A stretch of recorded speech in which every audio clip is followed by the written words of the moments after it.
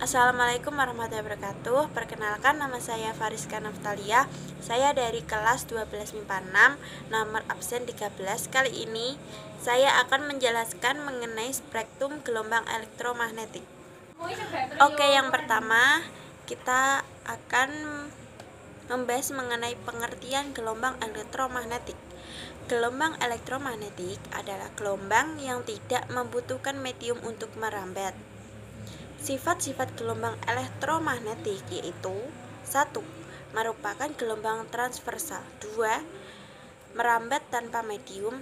3. Cepat rambat sama dengan cepat rambat cahaya.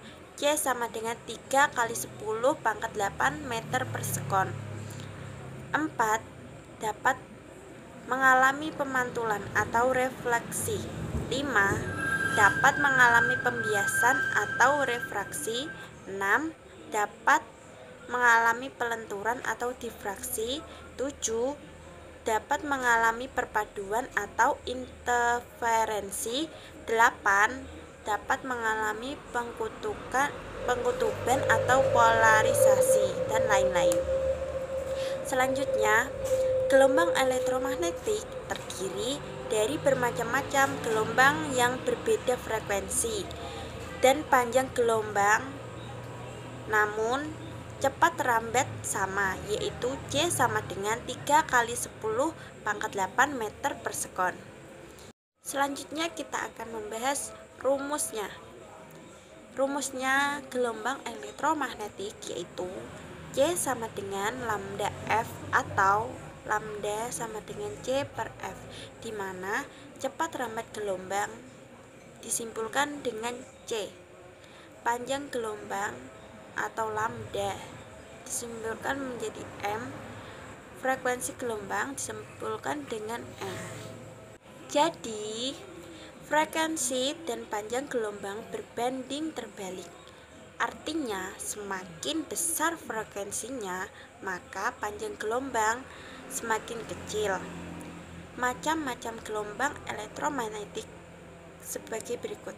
Pertama, sinar Y, terus sinar X, ultraviolet, sinar tampak, inframerah, gelombang mikro, dan terakhir gelombang radio.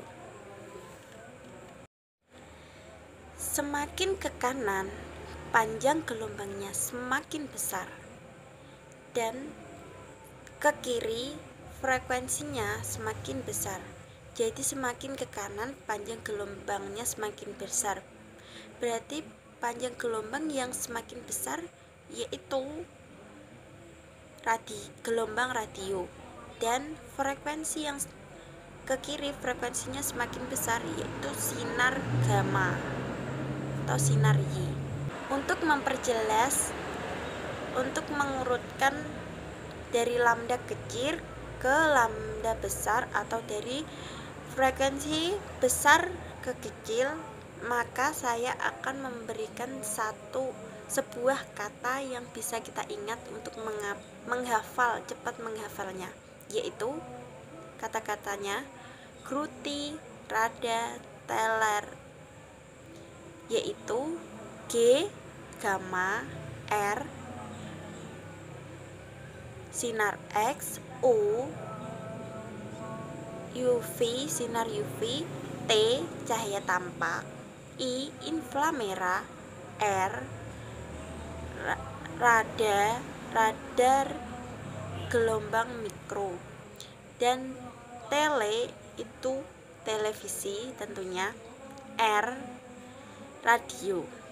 Jadi kita mudah banget untuk menghafal rumus ini. Untuk mempermudah kita harus mengingat kata-kata tadi ya, Gruti, Rada, Teller. Cahaya tampak kita dapat melihat dari contohnya pelangi. Pelangi kita bisa melihatnya, tentunya itu yang dinamakan cahaya tampak. Kita dapat melihat pelangi itu mempunyai berbagai macam warna yang kita dapat lihat dari mata kita. Jadi itu yang disebut dengan sinar tampak. Pelangi terdiri dari berbagai warna, yaitu Mijiku Hibiniu.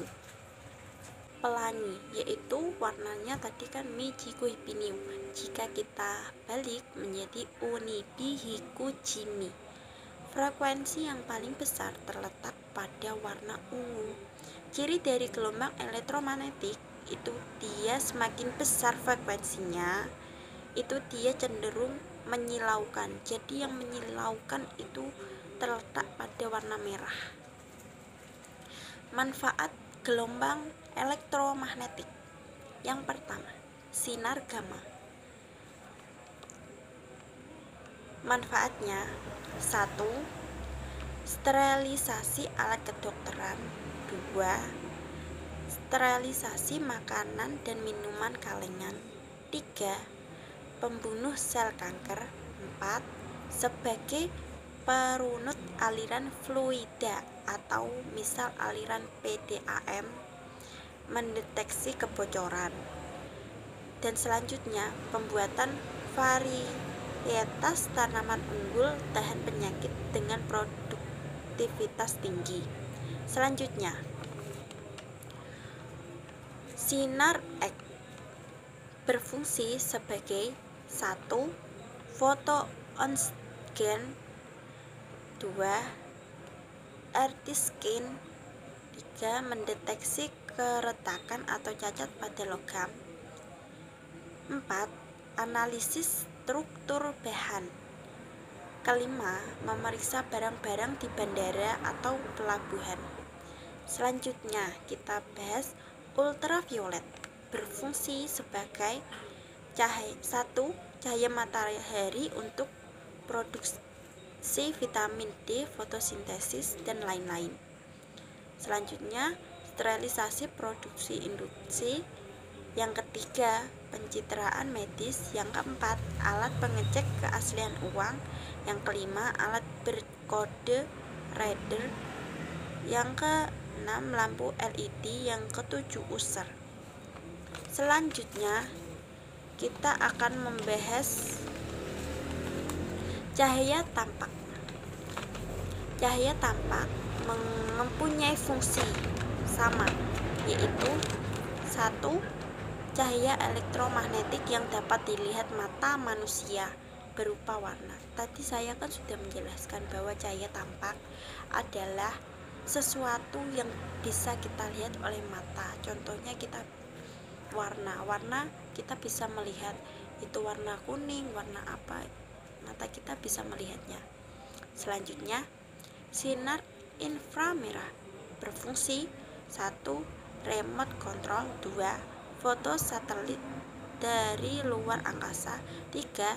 Terapi fisik membutuhkan cacar dan encok, keempat, pendeteksi panas dan thermal, kelima, mengeringkan cat kendaraan pada industri otomatis. Selanjutnya, radar atau mikro berfungsi sebagai A. Komunikasi radar untuk mendeteksi suatu objek, memadu pendaratan pesawat, membantu pengamatan di kapal laut, dan lain-lain. B. Oven microwave. C. Menganalisa struktur atomik dan molekul. D. Mengukur kedalaman laut. Selanjutnya, televisi berfungsi sebagai sesuai namanya, gelombang ini merupakan gelombang cahaya pada televisi. Selanjutnya, terakhir, yaitu gelombang radio, berfungsi A. Pengiriman pesan kapal selam, B. Transisi navigasi jarak jauh, C. Siaran radio komersial, D. Siaran radio amatir, E. Komunikasi pesawat dan kapal, F. Siaran televisi UFH. Bahayanya yaitu dapat menyebabkan bahaya dari gelombang elektromagnetik, yaitu yang pertama, dapat menyebabkan kanker kulit, dapat menyebabkan kanker mata, dapat menyebabkan rendahnya produk ganggang, dapat menghitamkan warna kulit.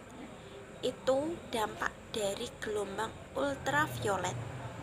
Selanjutnya, dapat melemahkan sistem kekebalan tubuh, itu juga dampak dari ultraviolet. Yang selanjutnya dapat menyebabkan kerusakan sel atau jaringan hidup manusia, itu dampak dari gelombang sinar X, terutama sinar gamma.